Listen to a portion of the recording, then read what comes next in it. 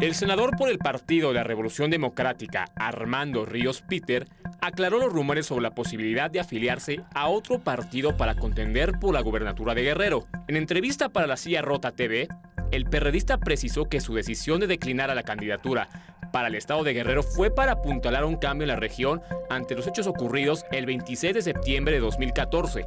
El senador por el PRD dijo que después del caso sobre los jóvenes estudiantes, la sociedad percibe que ante los temas tanto de corrupción y la impunidad, la clase política está en una dinámica de verse el ombligo. Buenas noches, como siempre, es un gusto tenerlos aquí en La Silla Rota.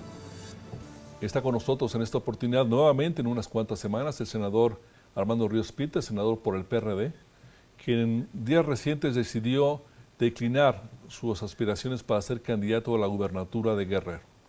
Nos explicará por qué y qué viene después. Armando, bienvenido. Roberto, siempre es un honor estar contigo.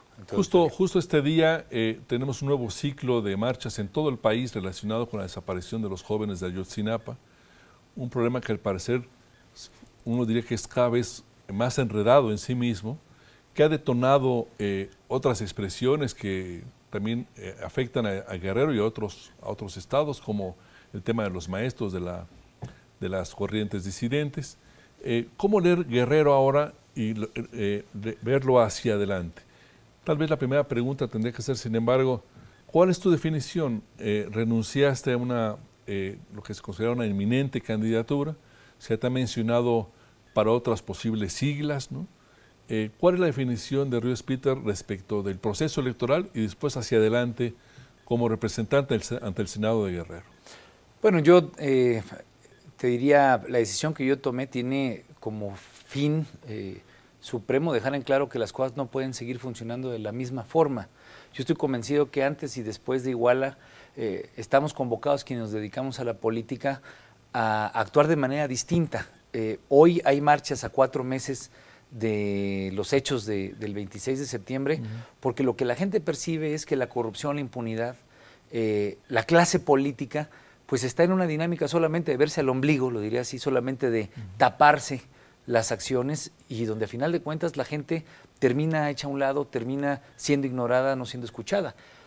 A mí me impactó mucho y me indignó mucho el tema, me sigue indignando el tema de que hoy no se resuelva, después de 4 meses, un tema tan duro como 43 jóvenes desaparecidos y que no haya credibilidad y confianza en la investigación que ha presentado el gobierno federal y que parezca que en lugar de querer avanzar, en lugar de querer resolver, en lugar de encontrar verdad y justicia, pues parezca como que se va flotando, se va tratando de darle carpetazo y olvidar el tema. No es común que desde la propia política haya esta serie o estas señales tan fuertes como la tuya de renunciar a una precandidatura que ya estaba casi al alcance de tu mano y con una presencia del PRD muy fuerte en el Estado, lo cual supondría que muy probablemente hubiera sido gobernador del Estado. Digo, no es común esto porque normalmente los políticos se acomodan, vienen más bien del sector social, de la sociedad civil, este tipo de reclamos. ¿Cuál es tu lectura de si esta renuncia tuya, esta declinación, sacudió algo a la clase política guerrerense, a tu partido, al PRD, o si realmente las fichas se han empezado a acomodar como si no hubiera pasado nada? Pues mira, tristemente te tengo que responder que yo no veo que haya habido grandes cambios. Es frustrante, te lo digo en términos personales, porque sin duda alguna el problema de fondo es que no se quiere cambiar. El problema de fondo es que se quiere seguir con la misma inercia, se quiere seguir con las mismas formas de ser política. Yo dejé muy claro que no estaba de acuerdo en que mi candidatura tuviera que ver con un acuerdo con el gobernador anterior. Me parece que sigue pendiente mucha de la responsabilidad política, y la subrayo, responsabilidad política y social de cómo se estuvo manejando el estado de Guerrero, que llevó a un hecho tan catastrófico y tan terrible como el de el 26 de septiembre, que no es un tema penal, y que lo quiero subrayar, porque luego hay quienes le quieren dar la vuelta en la lógica penal. Es un tema de responsabilidad política y responsabilidad social en el que mi partido no ha querido entrarle, se ha ido con la inercia, y me parece pues, que yo no debo de ser parte de esa lógica. Hay que señalar con toda contundencia que si quieres cambiar un lugar como Guerrero, si quieres realmente transformarlo, pues no puede ser parte también de esa lógica de andarse tapando a los políticos. Para ti, Ángel Aguirre, gobernador separado, digamos, de su cargo, gobernador por el PRD, pero con una larga trayectoria en el PRI previa, Ángel Aguirre para ti tiene una responsabilidad moral, política, en los acontecimientos de Iguala? Bueno, en todo el tejido previo político y social que dio hechos tan lamentables como estos. Hay omisiones graves, me parece que desde la parte del gobierno estatal, que entonces estaba representada por él, de la parte del gobierno federal, y la impresión que le queda a la sociedad, y eso me parece el llamado en el que uno tiene como político que estar atento a que es una nueva lógica que hay que entender, está señalando, está viendo que hay todo un tejido de corrupción, de impunidad, que se ha venido desarrollando en Guerrero, pero que también existe en el país, y en el cual la gente dice, oye, pues ustedes son los únicos que no se dan cuenta de que esto nos está generando desapariciones forzadas, que esto nos está llevando a tener fosas clandestinas, que esto nos está llevando a que la compra del voto sea algo cotidiano en el proceso electoral. Es decir, el tema de la corrupción y la impunidad se ha quedado en la mente de los ciudadanos como una cuestión que es parte de la catástrofe del país. Ya no es un tema de la violencia relacionada con grupos delincuenciales, del crimen organizado, sino creo que Iguala puso muy abiertamente el hecho de que un componente fundamental del fenómeno son políticos incompetentes y corruptos. Políticos relacionados con criminales, porque a final de cuentas son policías quienes entregan a sicarios a los 43 jóvenes. Y esa imagen de una autoridad llevada por un partido político a representar un espacio de gobierno, en este caso el municipal, pues me parece que lo que deja es el dedo en una llaga que no podemos permitir que se quede en el olvido o ser parte de una inercia que huele a complicidad. ¿Tu presunción sobre la responsabilidad de Ángel Aguirre es moral, es política, o tú dirías que hay elementos de responsabilidad administrativa, penal, que tendrían que investigarse? Mira, yo no contaría con elementos para decirte que haya en la parte penal algo. Espero que la propia investigación permita dilucidar.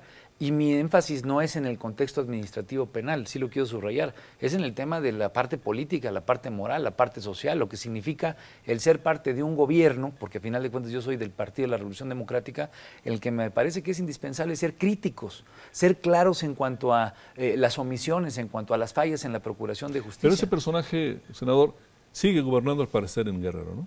Bueno, pues está ahí presente. Yo he hecho señalamientos con toda claridad, pero pues él está presente y me parece. ¿Y tu partido te pidió antes de la candidatura pactar con él? Pues sí, era parte, digamos, del proceso, llegar a un acuerdo político, ¿no? Donde al final del día, pues no solamente es un tema de definir candidaturas, es un tema de tratos. Y era bastante grave pactar con él candidaturas, por ejemplo, la de su hijo para Acapulco. Bueno, sobre todo después de los hechos de Iguala, te repito, donde la sociedad de Guerrero y del país está atenta, está pendiente, está revisando, y yo estoy convencido de que Iguala es un cambio en el país y en su historia de las próximas décadas. Yo no lo veo como un asunto aislado, es un tema que hay que encontrar, que es la ciudadanía harta de no ser escuchada, la ciudadanía identificando la corrupción y la impunidad como parte de un problema sistémico que ya no le permite avanzar y en el cual pues tienes dos opciones, o ser pragmático en la lógica del poder por el poder, o pues, buscar un discurso que haga más sentido con la ética en la que tú crees y con los principios. Yo preferí lo segundo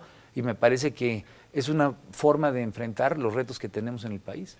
En el mundo, y especialmente en nuestros países latinoamericanos, donde los personajes públicos no tienen esa cultura de asumir una responsabilidad y renunciar, retirarse, presentarse ante la justicia, hay crisis recurrentes. Yo recuerdo alguna vez en Argentina donde un gran escándalo de corrupción llevó a la gente a gritar que se vayan todos, los de todos los partidos. Pero pasado el tiempo, todos se quedaron. Mi pregunta, y yo te pediría abrir con ello el siguiente bloque, es ¿qué tenemos que hacer los ciudadanos para que estos políticos se vayan o por lo menos que cambien las formas de hacer política?